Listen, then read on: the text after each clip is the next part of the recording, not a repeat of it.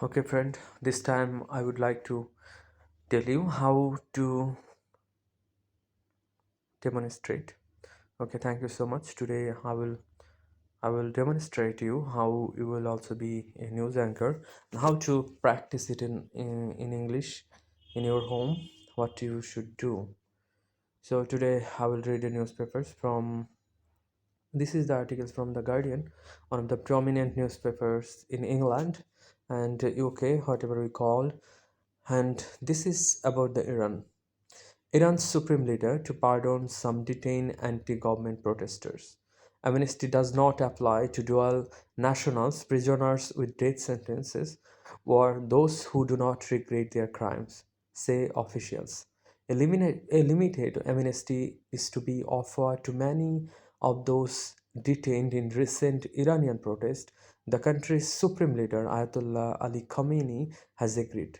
But the amnesty does not apply to dual nationals, those convicted of offenses carrying the death penalty, or those who refuse to admit and regret their crimes. The amnesty will not apply to those deemed to have cooperated with foreign agents or those charged with committing acts of arson against the government buildings. Those affiliated with group hostile to the Islamic Republic will also be excluded, a catch-all that suggests the authorities may only be interested in releasing youngsters with minimal political motives, who can be portrayed as being swayed by emotion or foreign propaganda online. The conditional amnesty was proposed to the leader of the Islamic Republic by Ghulam Hossein Mohsin Ezai, the head of the judiciary, and was presented as an act of reconciliation. Now that the street protests have been quashed, requesting the pardon, he said, during recent events, a number of people, especially young people, committed wrong actions and crime as a result of the indoctrination and propaganda of the enemy. Since the foreign enemies and anti-revolutionary currents plans have been foiled, many of these youth now regret their actions. Ijai wrote. He added, these young people are not in way against the Islamic Republic system. So we also offered them this opportunity by offering amnesty and closing their case at every stage so that their future will not be affected by the criminal recourse. Obviously, if this pardon people commit crimes again, they will be dealt with more severely according to the law. The government has yet to give a definitive figure of the number of those arrested who are still detained or likely to be eligible for the amnesty. Some reports said tens of thousands would be subject to the amnesty, and official news sites portrayed the amnesty as an important act of reconciliation, showing footage of prisoners apparently jubilant at the news. Human rights agencies have claimed that so far as many as 20,000 people have been arrested and 4 people have been executed, with a further 100 still at risk of execution based on the charge laid against them.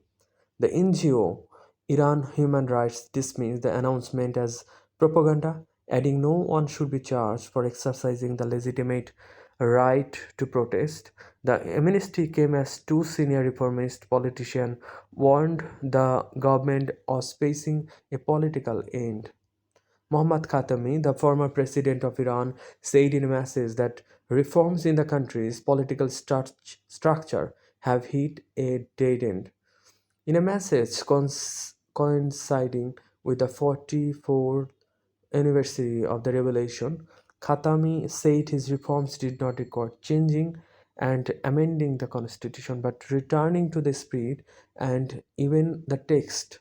Khatami called for the freeing of political prisoners, freedom of the press, detaching the military from politics, and improving the country's judicial process and procedure. The government showed no sign of being willing to correct the mistakes of the past. He said a more radical reform message had been issued on Saturday by Mir Hossein Mousavi, one of the leaders of the 2009 Green Movement, in which he called for a nationwide referendum and changing of the constitution.